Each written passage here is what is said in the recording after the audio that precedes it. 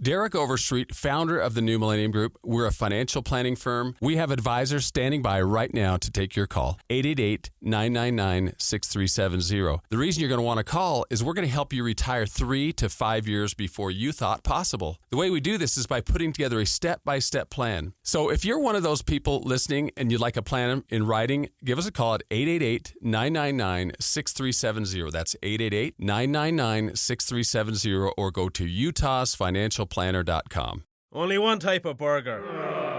For every pallet. Fries are extra. Large in size. We've got the shakes. Going over the brim. Hey, this is Chris from JCW's. Put a positive, delicious spin on your day at any one of our 5 locations. In Lehigh, American Fork, Provo, South Jordan, or Harriman. JCW's, quality and a lot of it.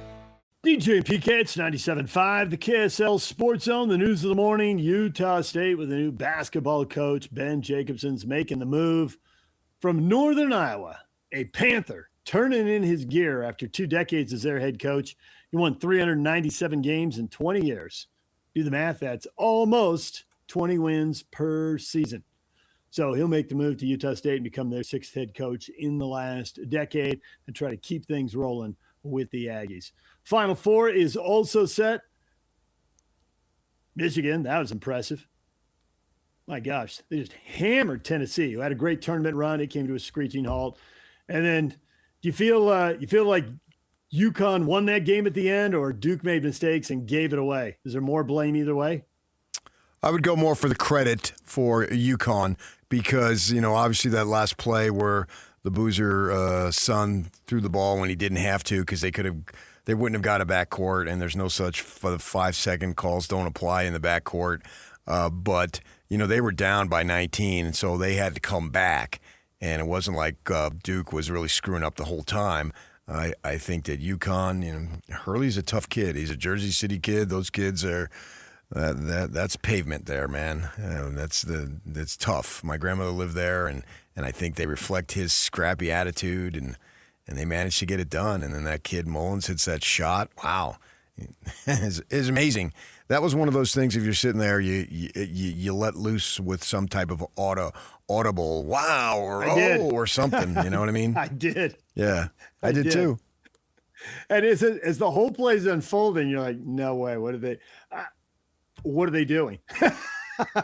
The whole thing was crazy. And when they lost the ball, I thought that'd be crazy if they throw one in. And when he started to let it go, you just thought he'll probably make it. It does fit your theory of there's no pressure. You got to take the shot. Right. Yeah. It goes in with 0.3 of a second. There's 2 seconds left. I mean, what are you going to do, really? Where are you going? You're open. You might as well take it. Right. So he did. If he passes the ball, then the next guy has to really kind of fumble it and get it up there quick. So, yeah, it was the right decision, obviously. Yeah. Let's bring in Steve Cleveland, former BYU basketball coach, joins us every week here on The Zone. And Steve, do you feel really good for UConn, or do you feel really bad for Duke? Oh, man. Both those programs have won championships and have had great success. And you always feel badly when it's a long, shot. How it played out. Those are difficult. It just happens so sudden that it just takes the air out of your whole body and soul.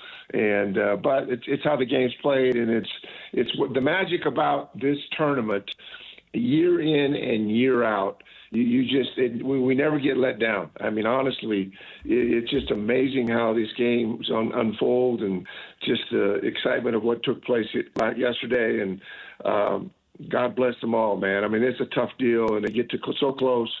But to watch a deflected pass turn into a 30 or 40-foot buzzer beater shot, it doesn't get any better than that. I mean, it was so exciting, and I don't have a vested interest in any of these teams, but I still get nervous for everybody. Yeah, I'm wondering, a lot of heat going towards Duke's way. They had Cameron Shire, and he's pointing as to throw the ball, advance it down the floor. And Boozer's son there, both of them actually committed turnovers, I guess, in the last couple of possessions for Duke. But in the moment, you can coach for forever and go through a million different things and then not go over that. That's the craziness of sports. Now, if they are ever in that situation again, that won't happen. But they've never been in that situation. It's like, the point is, how can you cover everything all the time, particularly in those crazy final seconds? It seems like it's impossible, and they got burned by it. Yeah, and just it's something as simple as a deflected pass, and how that unfolded into a 30 or 40-foot shot to win the thing at the buzzer. You do prepare. I will say this. These are all great coaches and a lot of good coaches in the country. There's a lot of time and preparation that's put into late game situations. Okay, and I'm not saying that you could have foreseen that or what was going to take place, but good coaches and good programs look at last 5 seconds, last 10 seconds, three-quarter court shot, got to get it to the paint. I mean, there's so many different scenarios that you prepare for, not knowing how it's going to play out at the end. But when you've had that kind of preparation, and I'm not talking about a 30 or 40-foot shot that goes in at the buzzer on a deflected pass, because that's just the karma of the whole day. It just happened. But I will say this, and all of these coaches are prepared for late game situations. Maybe not so dramatic as the one we saw yesterday, but it's still stuff that you prepare for. And you never know what's going to happen. But man, that's what makes this game so special, and those moments for fans watching. And I don't think we're done having some pretty amazing thing happens with the Final Four coming, and with Illinois. No, I don't think anybody's thinking that Illinois has got a chance, and everybody's thinking UConn does. But Dusty May at Michigan, you know what? They're really good and neutralize. They've got to neutralize Arizona's paint touches and paint points and do the things they've got to do. But I think these are all going to be. I just don't see any blowout games here. I just think there's so much pressure and so much preparation, especially defensively. It's going to be hard to score. And a lot of it will come down to transition baskets. And really what impacts games more than anything is turnovers that turn into points. Yeah. And, that's the killer, and that's the unknown about who wins championships. Well, Duke certainly had a problem with that. And when they were rolling in the first half, they had Cam Boozer. He was just going to town, and UConn had no answers. And just as you were coming on, PK was talking about Hurley and the Jersey attitude and all that.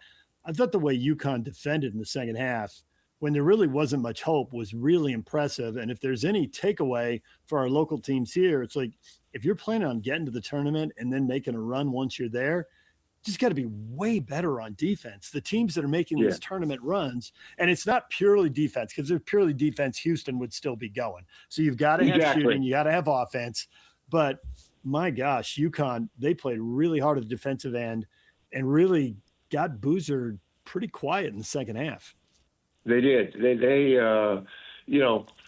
I think Reed was really, really impactful in this game in terms of scoring. And, they had double-figure scoring with Mullins, Damari, Ball. Smith had 9, I think. I don't know. When games, obviously the Boozers and Duke, and they've been special teams. Cameron had 27, 8, and 4. Not like they played poorly. Caden Boozer had 15, 5, and 1. They shoot 52% and 40% for the three-point line and lose. Yeah. That's what hurts. Is that, man, look at what we did.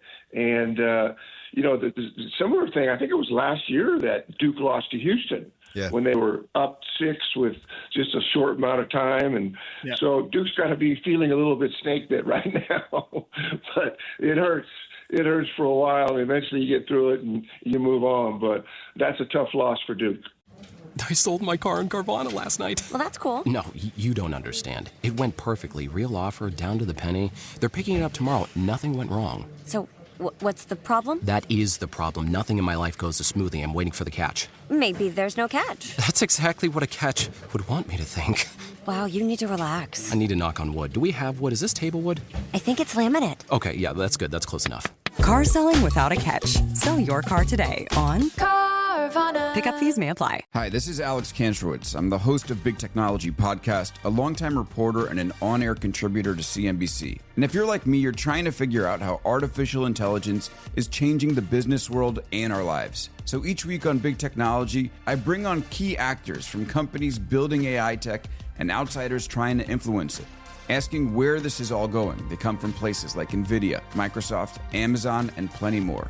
So if you want to be smart with your wallet, your career choices, in meetings with your colleagues, and at dinner parties, listen to Big Technology Podcast wherever you get your podcasts. Hey, sweetie, your mother showed me this Carvana thing for selling the car. I'm going to give it a try. Wish me luck. Me again. I put in the license plate. It gave me an offer. Unbelievable. Okay, I accepted the offer. They're picking it up Tuesday from the driveway. I haven't even left my chair. It's done. The car is gone. I'm holding a check. Anyway, Carvana, give it a whirl. Love ya. So good, you'll want to leave a voicemail about it. Sell your car today on Carvana. Pickup fees may apply. So you had an opportunity to watch Cam Boozer a bit play basketball. So from your perspective, if it comes down to Boozer or DeBonsa, who do you like? I like DeBonsa. I think DeBonsa has the ability to score in more multiple ways. And, nobody gets into the paint and elevates. And, he creates space better than anybody that I saw this year in the game. And that's what I like about him is that you're not going to stop him from getting a shot up. Now, you can double team him, and maybe that's the best way what you do with anyone. And, you go double, but then all of a sudden it's kind of how that game ended. All of a sudden the ball gets bounced away and a good three-point shooter gets the ball, but it was still had to be a 30 or 40-foot shot. And but I like AJ. I just think he's so much more versatile. And it's not to say that, both the Boozer boys are going to be involved. They're going to be in the NBA, and they're going to have long careers. But my money's on AJ. I just think he's one of the most gifted players in the country. I think he can have an immediate impact in the NBA. Not that he's an all-star, but he's going to have an impact on whatever team he goes to. Unfortunately, when you're a first or a second round draft pick, you usually go to a team that hasn't been winning lately. But AJ can make a difference wherever he goes. Yeah, that's what would be cool about the Jazz if they got that pick, because whoever does go to the Jazz is not going into a bad situation, is going to go into a good situation. Yeah. Wouldn't that be special for AJ to be here? And I know how much he loves his community and the state, and I just – his comments and just being around him and the family, that'd be the greatest thing that happened in basketball in the state of Utah ever, to have him be that guy. And I don't know how we're going to figure that out. And Danny and all the Angels are going to figure out how in the world can we get this guy to be a part of the Utah Jazz. If that happens, man, everybody. I mean, the crazy thing is they sell all these games out even when they're losing. I mean, these are the most loyal fans in the country. And but to see an AJ find himself a place with the Jazz would really, really put smiles on everybody's faces in this state. Well, one thing that could happen is they could get really fortunate in the draft lottery. But the other thing that could happen is he'll be a free agent at some point, and I feel like he's been heavily recruited for the last year, if you know what I mean. And I think yeah. No, I agree with that. And we'll kind of see how that plays out. And a lot of these things too. I mean, I'm not is prepared right now to talk about the draft and the upcoming draft and things. I usually get myself prepared for that, and I will shortly here over the next few days. But I do really think that the Jazz need to be doing everything that they potentially can and possibly can to get that guy, keep him here in Utah. And I don't know how that plays out. I don't know what trades are involved or what the circumstances are. But for AJ especially, I mean, usually you're going to go to a team that has struggled and is not playing well. The Jazz could kind of fit that mold too. But I just think that would be a game changer for this whole state. So hopefully they're working on that. We'll figure out how we can find a way for AJ to be a part of basketball here in Utah. But that's what we're all hoping for and looking for. And no matter where AJ goes, I do believe that he'll have way more of an impact. And the Boozers are amazing. Cam and Caden are both great players. Cam is probably more prepared than Caden, but they're not AJ. AJ is more prepared than either one of those players, and I think can have an impact in the NBA immediately. So we see that the news coming down, Northern Iowa's Ben Jacobson going to go to Utah State, 55 years old. And my first thought was, okay, these guys all have a resume that is something that you would look at and say they're qualified to take this job, really no matter who they were going to hire, most likely. I have about a 99% feeling that I would say, yeah, they're qualified, right? So we put that off to the side. Being 55 as opposed to being late 30s, early 40s leads me to believe that maybe there might be some continuity. Nobody has any idea. You can't guarantee anything. But I'm just trying to think, when you moved, and clearly you took that Fresno State job because it was home, but you were a little older. When you went into that mindset, did you think that that was going to be it? That this is where you were going to coach for the rest of your career? I think when I look back on that, and it's easy to look back and thought, well, what was I thinking? But I mean, when you look back and you're going back home to kind of rebuild another program, and we'd been kind of successful doing that at BYU, and so it made sense to kind of have that opportunity to go back and do that. I'm Ben Jacobson, I don't know, but I can tell you this, that being from Northern Iowa and being a head coach for 20 plus years, is a little bit older.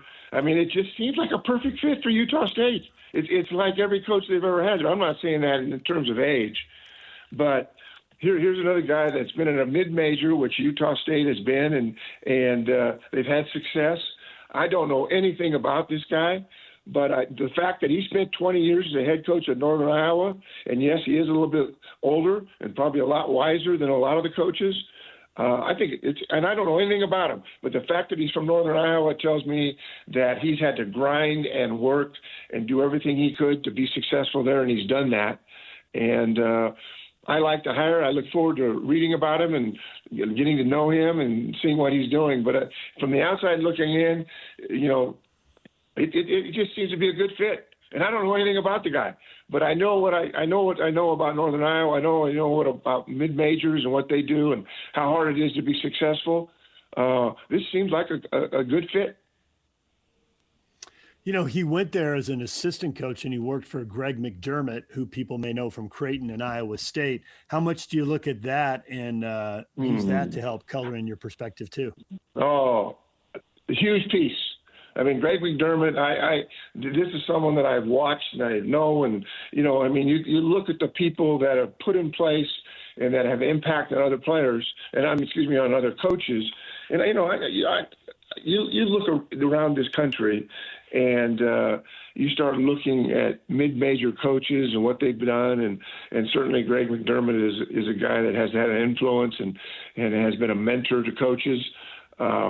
It just seems to be a good fit. And I think for whatever reason, and I don't know the history, I know all the people that have coached there, but Utah State, in my mind, has been the most consistent program in the state for years and years, that you just know what you're going to get. I'm not suggesting they're Final Four teams, but year in and year out, big wins, toughest place to play in this state.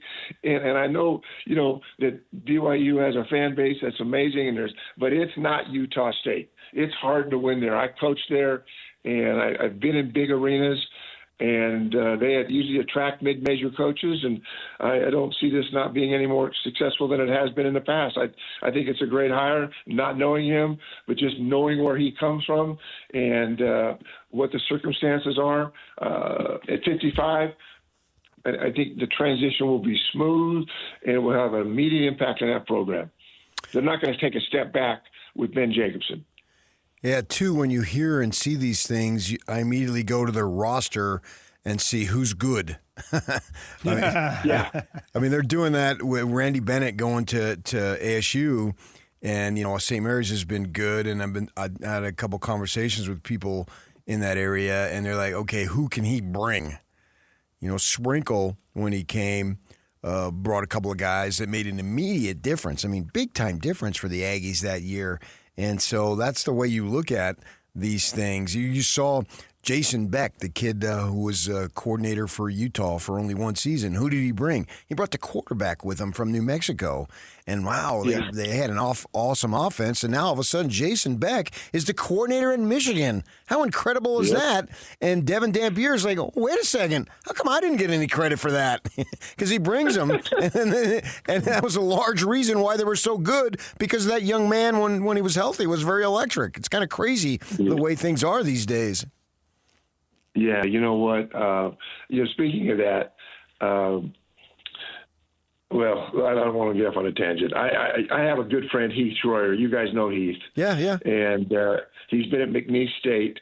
He's been an athletic director there, and he's now the athletic director at LSU, associate athletic director. And there's been lots of changes in that part of the country, and I'm so happy for him. But it's the same thing. You just never know what's around the corner.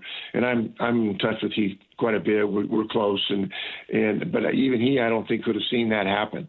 Will Wade is now, he was the head coach, and he was at McNeese State with Heath. And it's just amazing how things happen. And all of a sudden, here's Heath, who has been a coach and then has been an AD there, and now is associate AD at LSU. That's a significant jump, but you just never know what's going to happen, and how it happens. And congratulations to Heath, because that's a huge jump going to LSU. But you take a look at Ben Jacobson and where he's been and what he's done.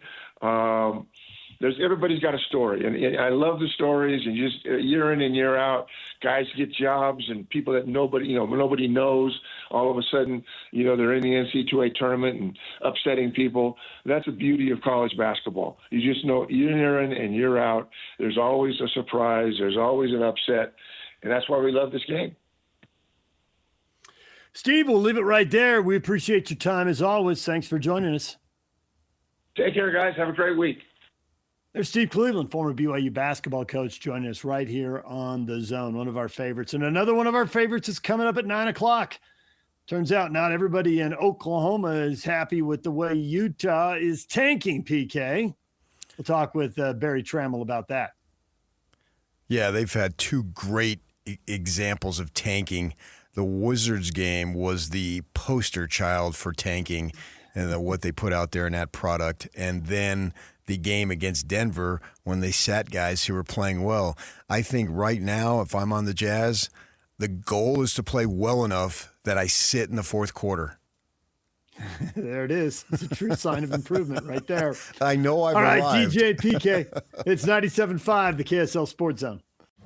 I sold my car in Carvana last night. Well, that's cool. No, you don't understand. It went perfectly. Real offer, down to the penny. They're picking it up tomorrow. Nothing went wrong. So, what's the problem? That is the problem. Nothing in my life goes as smoothly. I'm waiting for the catch. Maybe there's no catch. That's exactly what a catch would want me to think.